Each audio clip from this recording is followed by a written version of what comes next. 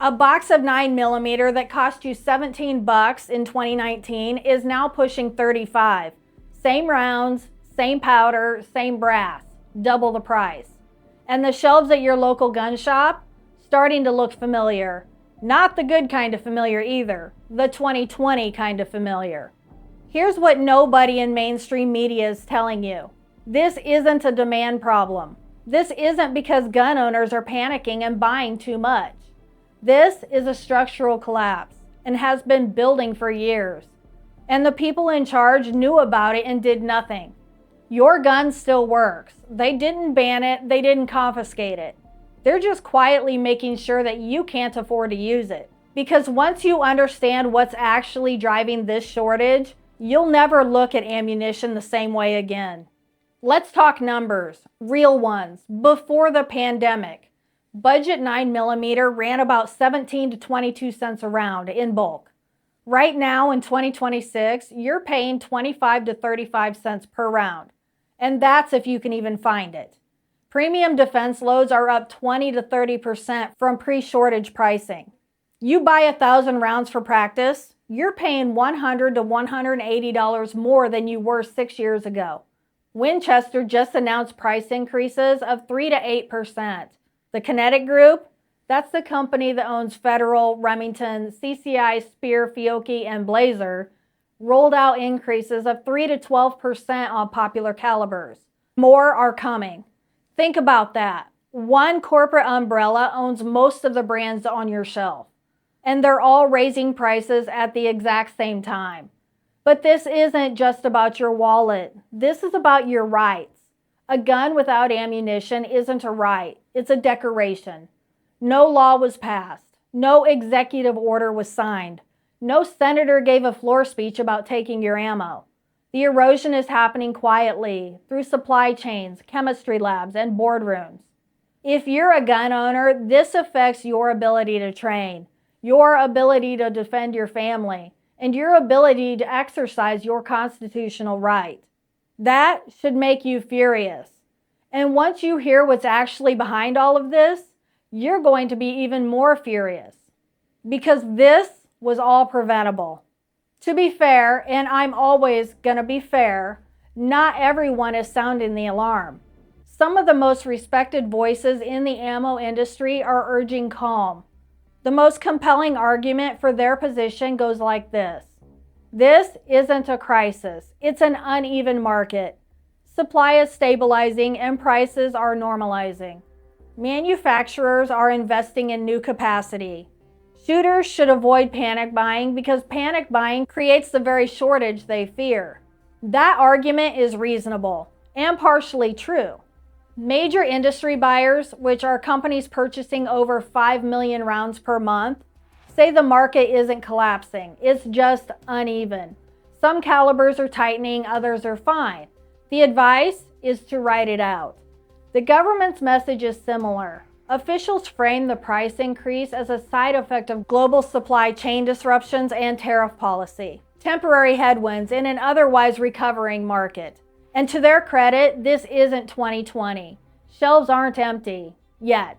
However, what they aren't telling you is that the system causing this uneven market has a structural flaw at its core, one that can't be fixed with patience or a positive spin. And that flaw was known, documented, and ignored for years. That's where the real story begins. Let's start at the bottom of the supply chain, because that's where the real problem lives. Nitrocellulose. Most people have never heard of it. You need to know what it is now. Nitrocellulose is the primary ingredient in smokeless gunpowder. No nitrocellulose, no powder. No powder, no ammunition. It doesn't matter how many presses a factory has. If you can't source the chemical, the presses don't run. And here's what the industry and our own government have quietly acknowledged. We don't produce enough of it domestically, not even close. We rely heavily on imports from China, from Europe, from suppliers whose priorities shifted the moment Russia invaded Ukraine in 2022. That war siphoned nitrocellulose supply from the world's largest exporters. Military demand exploded, civilian demand shrank, and the United States had zero backup plan. According to ammunition manufacturers interviewed this year, the CEO of Pennsylvania-based International Cartridge Corporation confirmed the shortage is directly tied to Ukraine driving up global demand from China and European suppliers. The owner of Detroit Ammunition Company in Michigan reported his raw material costs are now 8 to 15% higher than at the start of 2024. This isn't speculation.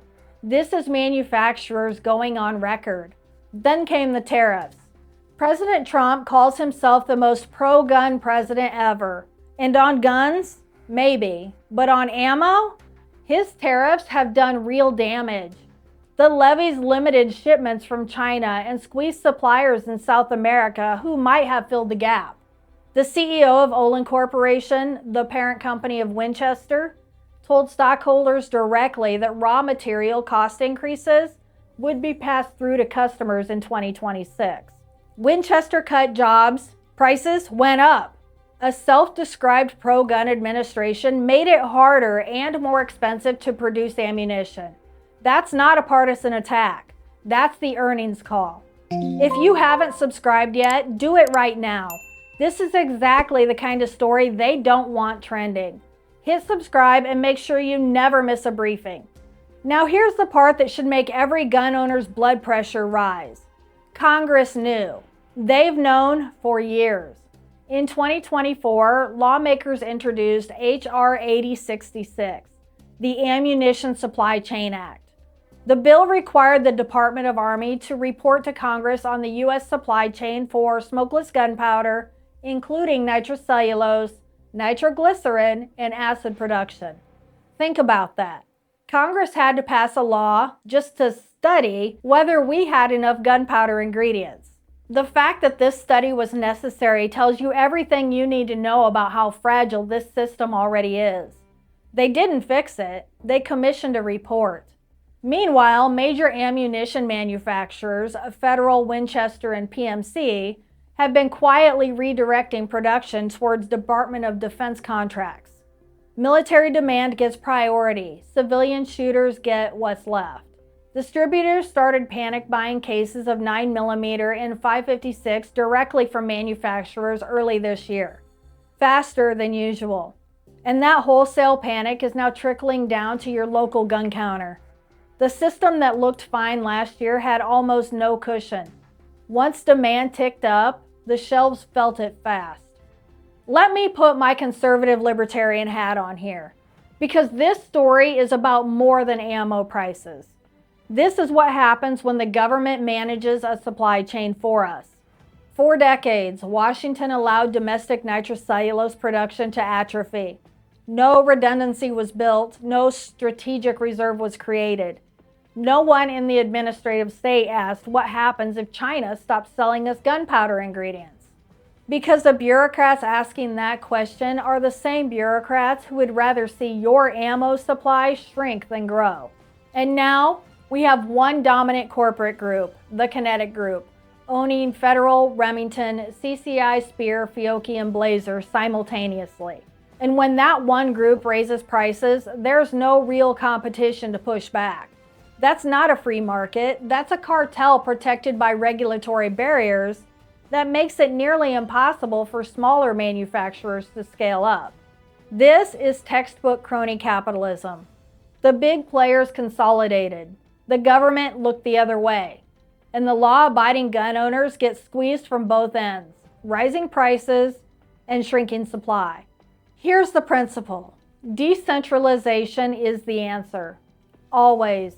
A system dependent on one chemical from a handful of foreign suppliers flowing through one corporate pipeline and managed by a government that can't even build a website, that system is a single point of failure waiting to collapse. And it's collapsing right now, slowly and quietly. Let me give you the if-then logic, not conspiracy, just math. If the nitrocellulose bottleneck isn't resolved domestically, and it won't be quickly, because these facilities take years to permit and build, then civilian supply remains structurally constrained for the rest of this decade. not empty, just perpetually tight and perpetually expensive. If another major geopolitical event spikes military ammunition demand, like the conflict in Iran, an escalation in the Pacific, or a NATO commitment, then DoD contracts absorb even more factory capacity. Civilian shooters move even further down the priority list. If mid-year demand spikes as predicted, and distributors continue hoarding cases of 9mm and 5.56 at wholesale level, then popular calibers hit real shortage conditions by the summer of 2026. Not rumors, empty bins. A right that becomes too expensive to exercise without a single law being passed is still a right that's been taken from you. They just used economics instead of legislation to do it. Here's the good news though. You're not powerless, not by a long shot. First, build your reserve right now, not panic buying, strategic buying. Lock in your primary caliber before the mid-year squeeze. Use ammoseek.com or wikiarms.com to track real-time prices and set alerts. Buy at current prices before the next round of increases hits on July 1st and beyond. Second, learn to reload. A basic reloading setup gives you independence from the corporate supply chain. It's cost-effective, legal in every state, and completely government-proof. It's the most libertarian thing a gun owner can do short of mining your own lead. Third, make noise with your representative and your senator. Congress commissioned a report on nitrocellulose supply. Demand that they act on it. Domestic gunpowder production is a national security issue. It should be funded like one. If you want to stay ahead of stories like this one, the ones they'd rather you never connect the dots on, subscribe right now and head over to shesright1776.com to sign up for the monthly newsletter. I send direct briefings that don't get filtered, flagged, or buried by the algorithm. And while you're there, make sure you grab the free downloads I've created, all jam-packed full of the information that you need to know. And then share this video with one gun owner who still thinks the ammo market is just getting back to normal. Let them decide for themselves. No, they didn't ban your gun. They didn't pass a law. They just made the ammunition quietly unaffordable and called it a supply chain issue. A right you can't afford to exercise isn't a right. It's a memory. I'll see you next time. Bye.